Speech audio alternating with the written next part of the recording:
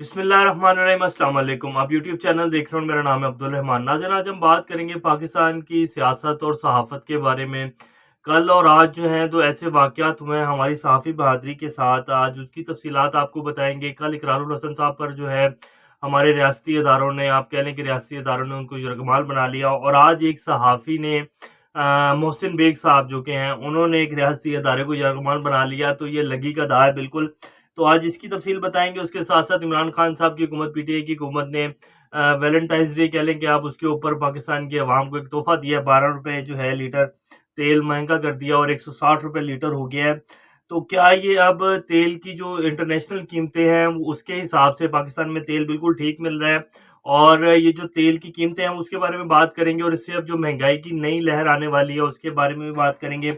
और इसके साथ फिर हम बात करेंगे कि मीडिया में जो हमारे बड़े बड़े कुछ सहाफ़ी हजरात बैठे हुए हैं, उन्होंने आज मोहसिन बेग के ऊपर किस तरह का जो है रिएक्शन दिया है।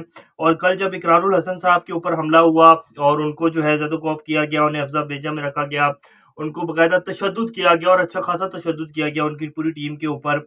और उनकी वीडियोस भी बनाई गई उनके कपड़े उतार कर। तो उसके ऊपर कैसा रिएक्शन दे रहे थे हमारा मीडिया और सोशल मीडिया के ऊपर। और आज जो ट्रेंड चलाया गया है मोहसिन बेग के साथ, जो है उनके साथ खड़े हो गए हैं हमारे सहाफत के बड़े बड़े नाम। तो ये बात करेंगे। और लास्ट में फिर बात करेंगे रूस और यूक्रेन का जो तनाज़ा चल रहा है। जर्मन चांसलर जो है वो विजिट के ऊपर है। आज उनकी जो है रशियन प्रेसिडेंट से मुलाकात हुई है और उसके बाद उन्होंने एक मुश्तरका प्रेस कॉन्फ्रेंस भी की है। और फिर वो 2 दिन पहले, जो 1 दिन पहले वो कैफ पहुंचे हुए थे और वो जो यूक्रेन के प्रेसिडेंट है व्लादिमीर ज़ेलेंस्की, उनके साथ मुलाकात हुई है। तो क्या ये बर्फ कुछ पिघली है और मुज़ाकरात की तरफ बढ़ेगी, या जंग, जो जिस तरह अमेरिका कह रहा है कि 16 फरवरी तक जो है यूक्रेन पर हमला कर दिया जाएगा रूस की तरफ से, और आज 16 फरवरी हो गई और अभी तक कोई हमला नहीं हुआ। तो अमेरिका असल चाहता क्या, और चाइना ने अमेरिका के चेहरा जो है वो कैसे पूरी दुनिया के सामने बेनकाब किया है। आज इन सारी अपडेट्स के ऊपर बात करेंगे। इससे पहले अगर आप लोगों ने चैनल को सब्सक्राइब नहीं किया तो रेड बटन को प्रेस कर लें और बेल आइकॉन को भी प्रेस कर लें, ताकि लेटेस्ट अपडेट्स आप लोगों को मिलती रहें और ये जो हमारा ताल्लुक है ऐसे ही जुड़ा रहे। सबसे पहले हम बात कर लेते हैं, पेट्रोल की कीमत जो है वो तकरीबन अब 12 रुपए बढ़ने के बाद 160 रुपए हो गई है। और आवाम को ये तोहफा है हमारी पीटीआई की हुकूमत की तरफ से। और इससे महंगाई की अब एक और नई लहर आएगी। महंगाई तो ऑलरेडी पहले ही बहुत ज़्यादा हो चुकी है पाकिस्तान में, लेकिन अब जो है दोबारा पेट्रोल बढ़ा दिया गया है। इसकी वजह से किरायों में जो है बढ़ोतरी हो जाएगी। और फिर जितनी भी आपकी रोज़मर्रा की एशिया हैं जो कि रिलेटेड हैं कार्गो सर्विस से और इससे रिलेटेड हैं, तो उन सब चीज़ों में जो है इजाफा हो जाएगा और महंगाई की एक नया तूफान जो है वो सर पर खड़ा है। और इसके बाद फिर अगले 1 डेढ़ माह के बाद रमज़ान भी आने वाला है। तो रमज़ान में तो हमारी आवाम के जो है वैसे ही बड़ा ईमान जाग जाता है। हर चीज़ जो है, अगर वो पहले 40 रुपए किलो या 50 या 100 रुपए किलो मिल रही थी, तो वो रमज़ान में 200 रुपए किलो हो जाती है। और उसके साथ फिर हुकूमत की ये मेहरबानी, 160 रुपए के लीटर पेट्रोल कर दिया है। तो उसकी वजह से महंगाई जो है इस रमज़ान में वो एक अलग ही तूफान होगा। तो अल्लाह ही खैर करे पाकिस्तान के लिए। तो बहरहाल ये जो रेट है इस टाइम पेट्रोल का, ये 2013-14 में भी जो था इंटरनेशनल मार्केट में 95-96 बैरल डॉलर, और इवन 2014 में जो है 98-99 और $100 तक भी जो है तेल गया था फी बैरल। लेकिन उस टाइम पाकिस्तान में 100 रुपए का लीटर तेल मिल रहा था। उसकी एक वजह ये थी कि उस टाइम पाकिस्तान में डॉलर जो है उसको आर्टिफिशियली पाकिस्तान में रोका गया हुआ था और डॉलर जो है 80, 90, 95 इस तरह था। तो इस वजह से पाकिस्तान में जो तेल की कीमत है 100 रुपए थी। अब जब से इमरान खान साहब की हुकूमत आई है, इन्होंने डॉलर को फ्री फ्लोट कर दिया है, कोई उसको आर्टिफिशियली रोका नहीं जा रहा।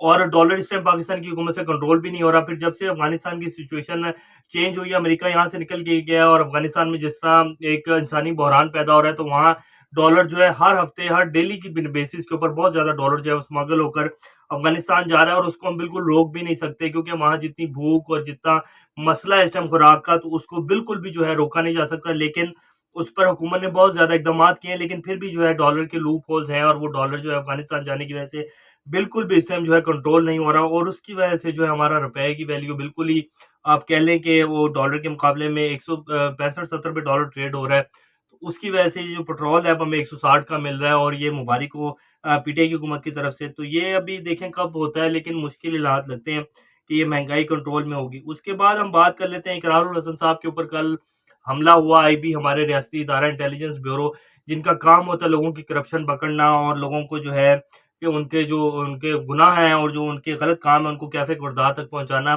तो आईबी के एक अफसर की रिश्वत लेते हुए इकरारुल हसन साहब जैसे कि प्रोग्राम करते हैं हमेशा से, जितने भी हमारे माशरे में इस तरह के लोग हैं जो कि गवर्नमेंट इदारों में बैठे हुए हैं, तो उनका चेहरा जो है बेनकाब करते हैं। तो उसकी एक ऑफिसर थे, उनकी रिश्वत लेने की वीडियो बनाई। तो जब वो डायरेक्टर के ऑफिस गए, आईबी के डायरेक्टर के पास गए, तो उन्होंने जो है असले के ज़ोर पर उनके कैमरे खींच लिए, उनके लैपटॉप खींच लिए, बाकायदा उनके ऊपर तशद्दुद किया और इतना तशद्दुद किया। ये उनकी तस्वीरें इकरारुल हसन साहब की चल भी रही हैं कि अल्लाह ने उनकी जान बचाई। वो उनका सर फटा हुआ है, उनका जो शोल्डर है वो डिस्लोकेट हो गया, फिर उनकी पसलियाँ तोड़ दी गईं और उनका फिर उनके कपड़े उतार कर ये जो है उनकी वीडियोज़ बनाई गई पूरी टीम की।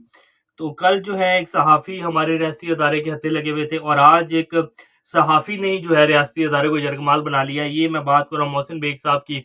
ये उनकी भी तस्वीर आपकी स्क्रीन के ऊपर चल रही है। मोहसिन बेग साहब ये वही सहाफ़ी हैं जिन्होंने थोड़े दिन पहले बैठ के गरीदा फारूकी साहब जो कि एक नून लीग का ही बयानिया पेश करती हैं बैठकर, उनके शो में बैठकर उन्होंने मुराद सईद और वज़ीर-ए-आज़म इमरान खान साहब के बारे में बड़े गलत अल्फाज और बड़े बेहुदा इल्ज़ामात लगाए और रेहाम खान की किताब को कोट किया।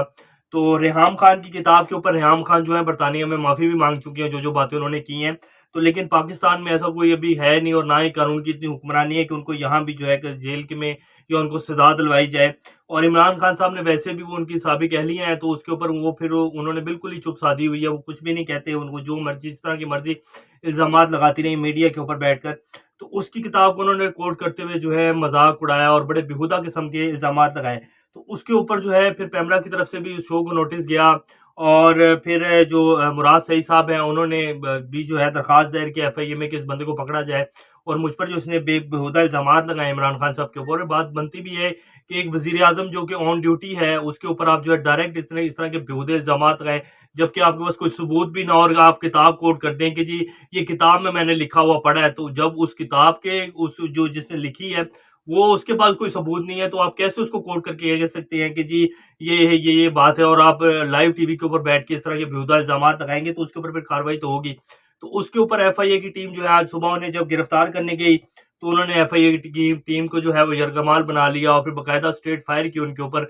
एक सहाफ़ी जो अब इससे ज़्यादा क्या आज़ादी होगी सहाफ़ी को, फिर ये कहते हैं कि जी आज़ादी ये सहाफ़त नहीं है और उसके ऊपर फिर हमारे जो बड़े-बड़े नाम है सहाफ़त के वो क्या लिखते हैं। जब कल इकरारुल हसन साहब का वाक़या हुआ तो उसके ऊपर सिर्फ़ जो ट्वीट्स ऑलरेडी ट्वीट्स कर रहे थे लोग, उनको रीट्वीट कर रहे थे। सलीम सहाफ़ी साहब हो गए, हामिद मीर साहब हो गए और इस तरह के जितने बड़े-बड़े नाम हैं, वो सिर्फ़ रीट्वीट कर रहे थे और कह रहे थे कि ये गलत हुआ है, इस तरह नहीं होना चाहिए। लेकिन आज बाकायदा ट्रेंड चलाए जा रहे हैं और बाकायदा लोगों को कोट किया जा रहा है कि जी हैश मोहसिन बेग और मोहसिन बेग के साथ जो है उसकी ज़ुबान को जो है बंद किया जा रहा है और रियासत जो है मोहसिन बेग के सामने कमज़ोर पड़ गई है। ये नहीं बता रहे कि मोहसिन बेग साहब ने 4-5 दिन बैठ के किस तरह के बेहुदा इल्ज़ामात जो हैं वो इमरान खान साहब के ऊपर और मुराद सईद के ऊपर लगाए और इसी तरह के इल्ज़ामात जो हैं इमरान खान साहब की जो फर्स्ट अहलियाँ हैं उनके ऊपर भी लगाए जाते रहे। और जब फिर उसकी बात की जाती है तो वो कहते हैं कि जी ये आज़ादी सहाफ़त को जो है गला बंद किया जा रहा है, गला घोटा जा रहा है। तो सलीम सहाफ़ी साहब क्या कहते हैं, वो कहते हैं कि जी मोहसिन बेग ने इमरान खान पर बेशुमार एहसानात किए हैं। अब इनके एहसानात की भी मैं आपको तफसील बताऊंगा, जिसमें कहते हैं फंड्स दिलवाए, तकरीर लिखी, मीडिया कैंपेन चलाई, इनके सियासी और इनके सियासत की जो मुखालफी थे उनकी धज्जियां उड़ा के रख दी मोहसिन बेग साहब ने। और लेकिन उनको जो है इमरान खान साहब ने उनके एहसानात का बदला जो है उनके घर जो एफआईए की टीम भेज कर दी है और बच्चों को हरासा करने की सूरत में दे रहे हैं और तकद्दुस को उनके घर की चार दीवारी का तकद्दुस पामाल कर रहे हैं। ये सलीम सहाफ़ी साहब कहते हैं।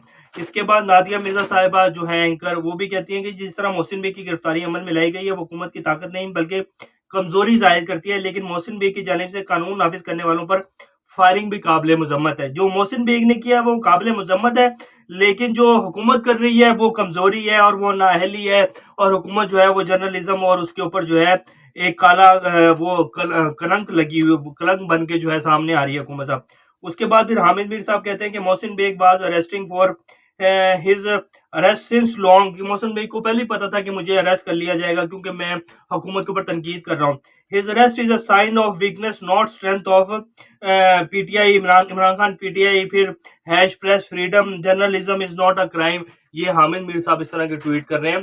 तो ये नहीं कह रहे, ये कोई भी नहीं इसके ऊपर बात कर रहा कि वो जिस तरह बैठ के जिस तरह के बेहुदा इल्जामात लगा रहे थे उनके ऊपर कार्रवाई होनी चाहिए नहीं होनी चाहिए। अगर उसके ऊपर कार्रवाई हो रही है तो क्या उनका वो तो बनता था कि एफआईए की टीम जो उनको गिरफ्तार करने के वारंट के साथ उनको बकायदा वो मार रहे हैं। वो जो एफआईए का ऑफिसर था, ये वीडियो भी आपकी स्क्रीन के ऊपर चला देते हैं, और मार रहे हैं, फिर बाकायदा उनको स्ट्रेट फायरिंग भी की उनके पीछे, वो भागे बेचारे। तो बाद में जब फिर वो एफआईए वालों ने पीछे फ़ोन किया तो उसके बाद फिर वो जब ज़्यादा उनकी नफरी आई तो फिर उन्होंने पकड़ा और वो सब कुछ किया। तो ये हमारे मुल्क में जी कानून की हुक्मरानी है और ये हमारे रियासती अदारे हैं। वो पंजाबी की एक मिसाल है कि लगी दा दावा जेदा भी लग गया।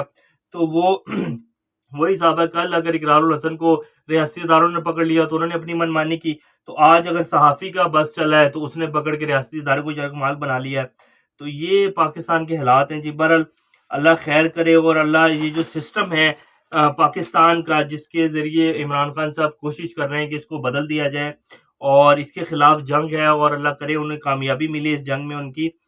लेकिन जो हालात हैं उनमें लगता बहुत मुश्किल है, लेकिन अल्लाह सच्ची नीयत के साथ और नेक नीयत के साथ जो इंसान काम करता है, अल्लाह बेशक उसके साथ खड़ा होता है और इंशाल्लाह कामयाबी मिलेगी इमरान खान साहब को और उनकी किस्मत बहुत तेज़ है इस हवाले से। अब हम बात कर लेते हैं लास्ट में कि जो रूस और यूक्रेन की जो जंग का एक हमाम तपाया हुआ है अमेरिका ने ख़ास तौर पे, और उसके फिर जो कुछ ख़ास किस्म के अलाइज़ हैं जिनमें बरतानिया है, फिर ऑस्ट्रेलिया है। इन 2-3 मुल्कों ने बहुत ज़्यादा हमाम तपाया हुआ है कि जी रूस आज हमला कर देगा, रूस यूँ हमला कर देगा। फिर हमारे पास इंटेलिजेंस रिपोर्ट्स हैं, अमेरिका मीडिया और अमेरिका तो ख़ास तौर पे बाइडेन एडमिनिस्ट्रेशन बार-बार कह रही थी। पेंटागन के चीफ अलग आके कह रहे हैं कि जी हमारे पास ये सबूत आ गए हैं। फिर उनके जो तर्जुमान हैं वो अलग कह रहे हैं कि जी रूस जो है वो हमला करने वाला है।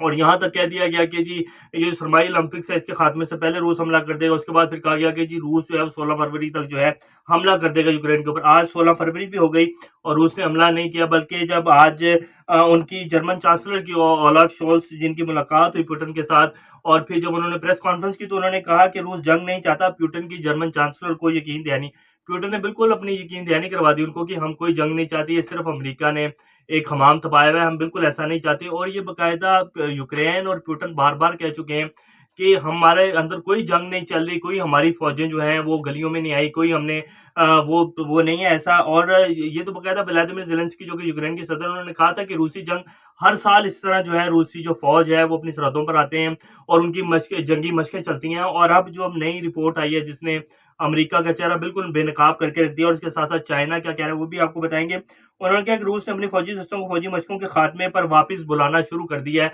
उनको उनकी चौकियों में भेजना शुरू कर दिया है, जो कि जर्मन चांसलर कह रहे हैं ये एक बहुत मस्बत इशारा है। और ये जो मुज़ाकरात हैं जर्मन चांसलर की बड़ी एक ब्रीफली प्रेस कॉन्फ्रेंस थी पुतिन के साथ, उन्होंने कहा कि मुज़ाकरात का जो दरवाज़ा है वो हमेशा खुला रहना चाहिए और हमारे बहुत अच्छे मुज़ाकरात हुए हैं, ये जो मेरी मीटिंग है, तो इससे बहुत अच्छे नताइज जो हैं वो सामने आएँगे। और अमेरिका के चेहरे के ऊपर बिल्कुल एक तमाचा है जो पुतिन ने और फिर यूरोप ने जो है दोबारा से लगाया। और इसके साथ-साथ चाइना ने एक जो लेटेस्ट कुछ तज्ज़िये, जो उनके कुछ तज्ज़िया निगार हैं, उन्होंने जो कुछ रिपोर्ट्स और कुछ आर्टिकल्स लिखे, वो ये कह रहे हैं कि अमेरिका दरअसल ये चाहता है कि यूरोप जो है वो रूस के साथ जंग में चले जाए और उनकी जंग में ना भी जाए तो इतनी इधर जो है इसको बढ़ा दिया जाए, पूरी दुनिया के सामने पेश कर दिया जाए कि रूस की जो है यूरोप की जो मंडियाँ हैं उनकी जो प्राइसेज़ हैं वो नीचे चले जाएँ और सारा जो बिज़नेस है वो अमेरिका में शिफ्ट हो जाए, ताकि अमेरिका जो है एक नई उसके साथ निकल कर सामने आए और तरक्की की राहों पर निकल जाए दोबारा से, जो कि पिछले 20-30 साल में अमेरिका ने जंगों में अपना पैसा और अपनी इकॉनमी को बर्बाद किया है। तो उसके लिए सारी चालें जो है अमेरिका चल रहा है, लेकिन रूस और यूरोप पहले ही से इस चीज़ को भांप चुके हैं। रूस ने तो पहले कह दिया था पुतिन ने कि हमारा कोई जंग का इरादा नहीं है और अमेरिका को यूक्रेन से कोई ख़ासी कोई हमदर्दी नहीं है, ये सिर्फ़ रूस की तरक्की को रोकना चाहता है और रूस जैसे एक बढ़ती हुई ताकत बनता जा रहा है, उसके लिए अमेरिका ये रुकावटें डाल रहा है। और इससे पहले जो है और उसके बाद फिर जो इनके फ्रांस के प्रेसिडेंट हैं इमैनुअल मैक्रोन, और इसके साथ फिर जर्मन चांसलर ने भी एक प्रेस कॉन्फ्रेंस के दौरान कहा था कि अमेरिका को चाहिए कि वो यूरोपीय यूनियन के अफेयर्स से थोड़ा-सा साइड पर हो जाए और हमारे जो अफेयर्स हैं उनमें अपनी टांग जो है अड़ाना बंद कर दे, हम खुद हैंडल कर लेंगे इस चीज़ को। तो अमेरिका के मुँह के ऊपर तमाचा है और जंग जो है उसकी अभी कोई सिचुएशन नहीं है और ना ही जंग होगी। इतनी बड़ी ताकतों में जंग जो है वो तबाही है और ये पूरी दुनिया के जितने बड़े-बड़े ममालिक हैं ये सब जानते हैं कि जंग किसी भी चीज़ का हल नहीं है। और रशिया के जो टुकड़े हुए थे, रशिया को उससे ऐसा सबक हासिल हुआ है, मेरा नहीं ख्याल कि रशिया अब दोबारा किसी भी जंग में जाएगा और अमेरिका भी किसी जंग में नहीं जाना चाहता, अमेरिका की जो हालत हो गई है। और यूरोप भी इस चीज़ को बहुत अच्छी तरह से जानता है कि पिछले 20 साल हमने जो अमेरिका के एलाइज़ होने के बाद जो कुछ हमने भुगता है और जितना नुकसान हमने किया है और जितनी पूरी दुनिया से हमें लानतें पड़ी हैं, तो हम अमेरिका के इस कहने के ऊपर या अमेरिका की चालाकियों और अमेरिका की जो रिपोर्टें आ रही हैं इंटेलिजेंस, इसके ऊपर हम किसी भी जंग में नहीं जाएँगे। तो ये आज की कुछ लेटेस्ट अपडेट थी। इंशाल्लाह नेक्स्ट अपडेट से दोबारा आप लोगों के सामने हाज़िर होंगे। तब तक अपना और इस चैनल का ख्याल रखिएगा। अल्लाह हाफ़िज़।